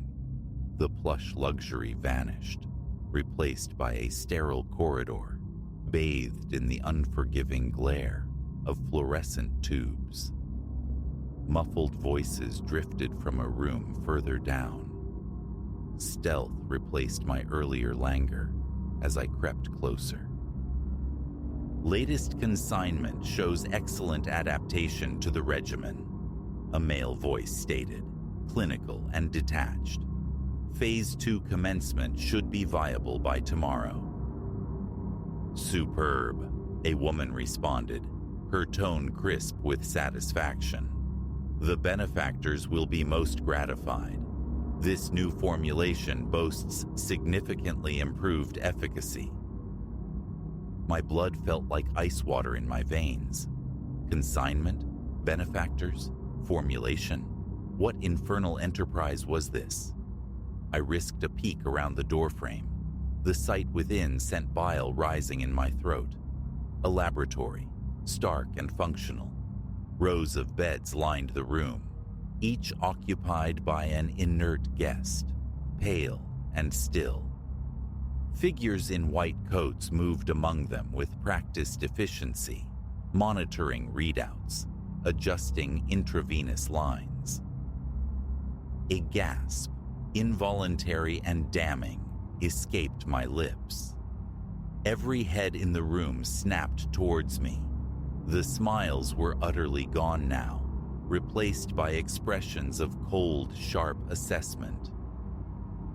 "It appears we have an inquisitive guest," the woman observed, her voice chillingly calm. "Secure him." Panic ignited, urging flight, but my limbs remained heavy, traitorous. The residue of that welcome drink clung like lead weights. I stumbled halfway back down the corridor before rough hands seized me, dragging me inexorably towards the horrifying tableau of the lab. They strapped me onto an empty gurney, my frantic protests and struggles met with detached indifference. The woman loomed over me, a hypodermic needle glinting in her grasp. "A pity," she murmured, almost conversationally. "You might have enjoyed a truly restful holiday. Now, regrettably, you must join our little collective somewhat ahead of schedule." The needle bit into my arm, unleashing a searing heat that raced through my bloodstream. The room tilted, voices warping into grotesque echoes. What? What are you doing?" I forced the words past a thickening tongue. Her smile returned, devoid of any warmth, a rictus of detached scientific pride. "Advancing the species, my dear fellow. Cognitive recalibration, physiological enhancement, neurological augmentation, and you fortunate visitors provide the raw material." The truth struck with the force of a physical blow. Not a resort, a facade, a hunting ground for illicit human experimentation. As darkness encroached, swallowing the edges of my vision, my last coherent thought was of Eliza. Was she already lost in their chemical fog? Would I ever see her true self again? Consciousness returned indeterminately later. I was back in our suite. Eliza slept beside me, her breathing soft, seemingly undisturbed. For a fleeting, desperate moment, I clung to the hope it had been a monstrous nightmare. But the angry red puncture mark on my forearm screamed the truth. I shook Eliza gently, relief surging, fierce and potent, as her eyes fluttered open and focused, recognition dawning within them. "We have to leave," I whispered, the words tumbling out in a frantic rush as I recounted the horrors I'd witnessed. Skepticism warred with dawning fear in her expression. I thought I was having strange dreams," she stammered. "But listening to you, I can barely recall yesterday." We moved with frantic, silent urgency, throwing belongings into bags, formulating a desperate plan. But pulling open our suite door revealed a staff member stationed directly outside, that ubiquitous, unnerving smile fixed firmly in place. "Is everything satisfactory?" he inquired, his tone incongruously pleasant, his eyes like chips of ice. "Perfectly," I lied, my voice tight. "Just heading out for an early stroll along the beach." He nodded slowly, yet as we moved past, I saw him murmur discreetly into a handheld radio. We attempted nonchalance crossing the lobby, but the weight of unseen observation pressed down on us. We were mere steps from the grand entrance doors when a strident alarm erupted throughout the building. "Code Red," a disembodied voice echoed from hidden speakers. "Fugitives confirmed." All pretense shattered. We ran. Shouts erupted behind us, the rhythmic pounding of pursuing feet gaining ground. We burst into the humid air of the parking lot, desperation lending wings to our feet. Headlights swept across us, a taxi, depositing fresh arrivals. Instinct took over. I wrenched open the rear passenger door, shoving Eliza inside. "Drive!" I screamed at the bewildered driver, my voice raw with terror. "Go! Now!"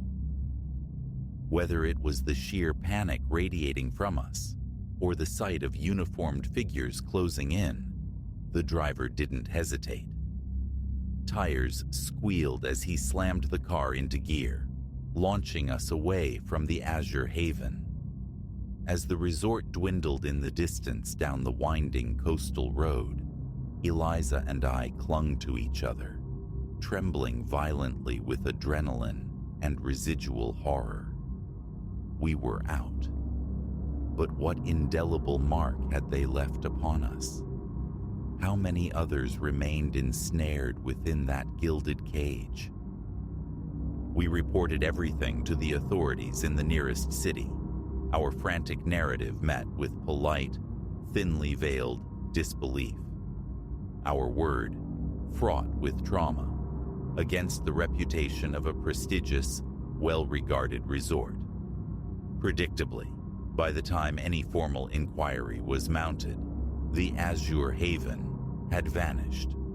Shuttered, staff dispersed, guest records wiped clean, leaving no trace of its sinister operations.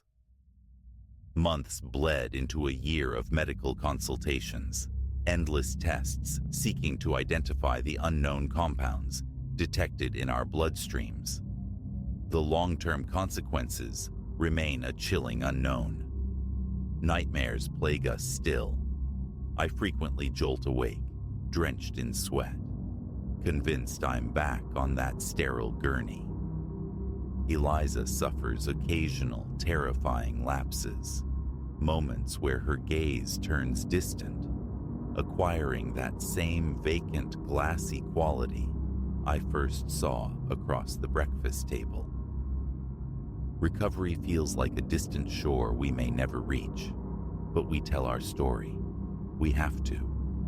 A warning whispered against the allure of perfection, the siren song of deals, too good to be true. So, should you ever encounter an offer for paradise, flawless beaches, unparalleled luxury, an unbelievable price tag, pause. Consider. Sometimes, the cost of paradise transcends currency, and the smiling face offering that first, welcoming drink might just be the harbinger of a nightmare from which escape is the only uncertain prize.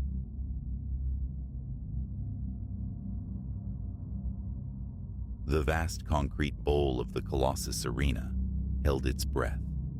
The echoes of 10,000 voices long dissipated into an expectant hush that felt heavier than mere silence. My flashlight beam sliced through the gloom, painting arcs on deserted rows of seats as I walked my circuit. A wrongness prickled at the edges of my perception, a subtle dissonance in the night's rhythm. Perhaps it was the way darkness pooled thicker in the corners, seeming to writhe just beyond the light's reach, or the phantom murmurs snagged on the breeze gusting through the upper decks. Whatever its source, this shift felt charged, vibrating with an unseen energy. Leo, that's the name stitched on my uniform. 3 years I've patrolled this behemoth after the crowds depart. Night watch isn't a path to glory, but it keeps the lights on. Usually the hours crawl by, punctuated only by the swoosh of the cleaner's mop down distant corridors, or the furtive scuttle of feral cats hunting discarded scraps. But this night hummed a different tune. The anomaly presented itself near midnight. During my customary sweep of the outer perimeter, a vehicle materialized in the asphalt expanse of Lot E, a hulking van where only empty space had existed an hour prior. Unsettling. I keyed the radio, the static briefly scratching the quiet before Sal's voice came through the speaker clipped to my shoulder. He manned the monitors, the all-seeing eye inside the control room. Sal, you catch in sight of a van, Sector E. A pause, filled with the faint electronic hum. Affirmative, Leo. Got eyes on it now. Dark windows, looks derelict, no signs of life. Want me to keep it centered? Appreciated. Holding steady. I'm moving closer for a look-see. Caution dictated my approach, my boots crunching softly on the gravel shoulder, one hand instinctively finding the reassuring weight of the taser holstered at my side. Up close, the van was a bruised beast, its original white obscured by layers of grime and blooming rust. The windows were black mirrors reflecting the sparse lot lighting, offering no glimpse within. Just as my knuckles hovered near the driver's side glass, Muffled voices drifted from around the stadium's curved flank. Instinct folded me low behind the sculpted metal of a parked sedan, ears straining against the night air. Certain this is the location? The voice was a low rumble, like stones grinding together. Positive. A second, sharper voice answered. Security's thin as paper here. The prize is substantial. Just need to bypass the night watch. A cold jolt shot through me, my pulse kicking into a frantic rhythm. This wasn't lost fans or teenage mischief. This felt calculated, dangerous.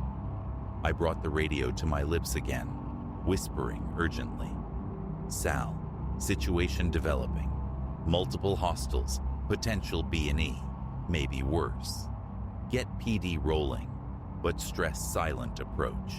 No lights, no sirens. God, Leo, are you sure? Sal's voice was tight with alarm. Crystal, make the call. Edging forward, I hugged the shadows, trying to pierce the dimness near a service entrance tucked away from the main concourse. 3 silhouettes coalesced, hunched figures against the pale concrete. One wrestled with the lock mechanism, while the other 2 scanned the empty lot. A faint metallic snick broke the tension, and the heavy door yielded inward. They melted into the darkness beyond the threshold. A crossroads loomed. Wait for the cavalry, or pursue. Prudence screamed, wait. But if they cut the cameras, if they reached the vault before help arrived, everything could vanish.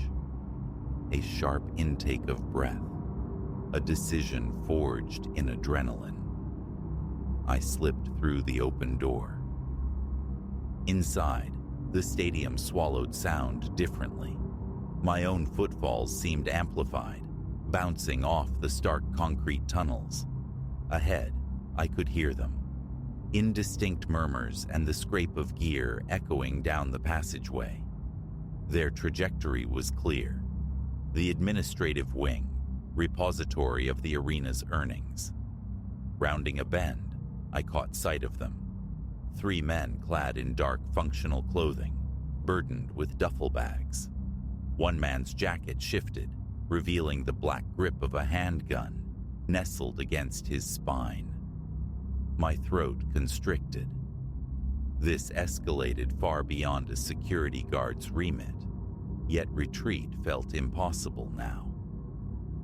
I shadowed them, a ghost in their wake, utilizing alcoves and structural pillars for cover.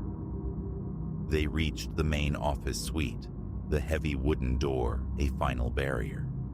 One knelt, tools glinting briefly in the ambient light spilling from emergency fixtures. I risked another transmission. Sal, there at the admin office door, ETA on backup. 5 out, Sal hissed back, his voice strained. Leo, watch yourself, seriously.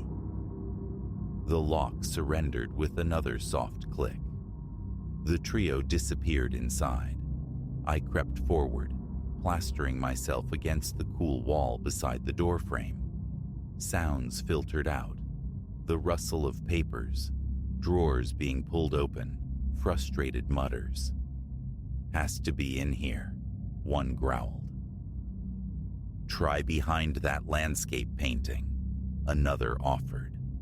A scraping noise, followed by a low, triumphant chuckle. Bingo. My stomach plummeted. The safe. Time had run out. Drawing a steadying breath that did little to calm the tremor in my hands, I pivoted into the doorway, taser held high, its red laser dot dancing on the opposite wall. Hold it! Arena security! Heads snapped around, faces etched with startled disbelief. A frozen tableau held for a heartbeat, then shattered into chaos. One man charged, a guttural yell tearing from his throat. Simultaneously, the armed man clawed for the weapon at his back. I squeezed the taser's trigger. Electrical current leaped, connecting with the charging figure's chest. He collapsed, limbs jerking violently. But the gun was out now, leveled directly at my face. Time warped, stretching thin. I saw the knuckle whiten on the trigger, felt the impending impact like a physical blow. Before the shot could ring out, an explosive crash erupted from the corridor behind me. The office flooded with blinding flashlight beams and authoritative shouts. The cavalry, blessedly punctual.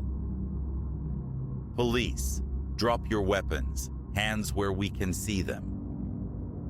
The subsequent minutes dissolved into a whirlwind of commands, clattering metal, and strained grunts as the remaining two intruders were swiftly overpowered and cuffed. Later, I found myself slumped in an office chair, the sharp scent of ozone still hanging in the air, recounting the sequence of events to a detective while a paramedic shone a penlight in my eyes. As the adrenaline tide receded, the raw reality washed over me. The sheer audacity of the heist, the chilling proximity of my own demise. The detective, a weathered man named Harding, with eyes that seemed to have absorbed years of nocturnal city grit, regarded me with a complex expression, part respect, part weary reproof. "You rolled the dice tonight, son. A hell of a risk. But because of it, we bagged a crew we've been chasing up and down the state line." I managed a nod, feeling hollowed out and strangely distant. "Just doing my job, detective." Harding let out a short, gruff laugh. "Your job just cracked open a case months in the making. Take pride in that." As dawn began to bleed purple and gold across the eastern sky, painting the stadium's upper tiers, the police concluded their meticulous processing of the scene. I stood in the now quiet parking lot, watching the sunrise reclaim the night. Sal appeared beside me, his hand landing firmly on my shoulder. "Leo, you're either the gutsiest guy I know or certifiably insane," he said, shaking his head slowly. "Don't think I'd have walked through that door." A faint smile touched my lips. "Truthfully, Sal, not sure I would again either, but right then, it felt like the only move." He nodded, a shared understanding passing between us in the cool morning air. "Glad you're intact, man. Who knows? Maybe this earns you a bump upstairs." We shared a brief, tension-releasing laugh. The drive home was surreal, the night's events spooling through my mind like a fever dream. I'd always seen myself as unremarkable, a cog in the machine. But for a few critical hours, I'd been something else. I'd intervened. The fear, visceral and sharp, the surge of action, the eventual relief. It was all seared into my consciousness.